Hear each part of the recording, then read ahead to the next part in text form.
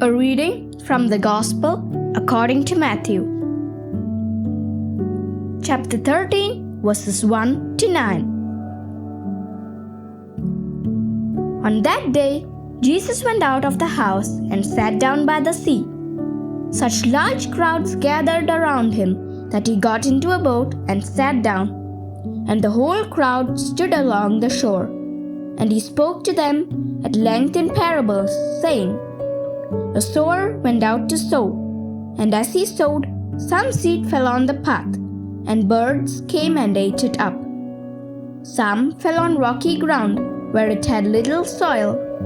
It sprang up at once because the soil was not deep, and when the sun rose, it was scorched, and it withered for lack of roots. Some seed fell among thorns, and the thorns grew up and choked it. But some seed fell on rich soil and produced fruit, 100 or 60 or 30-fold. Whoever has ears ought to hear.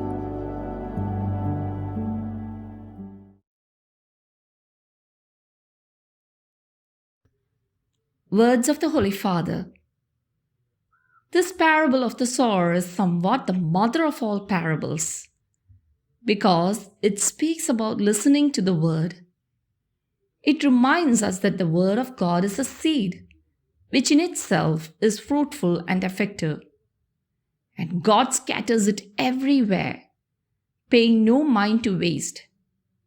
Such is the heart of God.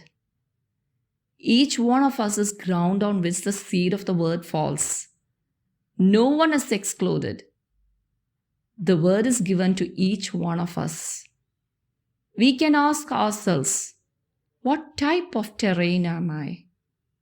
If we want, with the grace of God, we can become good soil, plowed and carefully cultivated to help ripen the seed of the Word.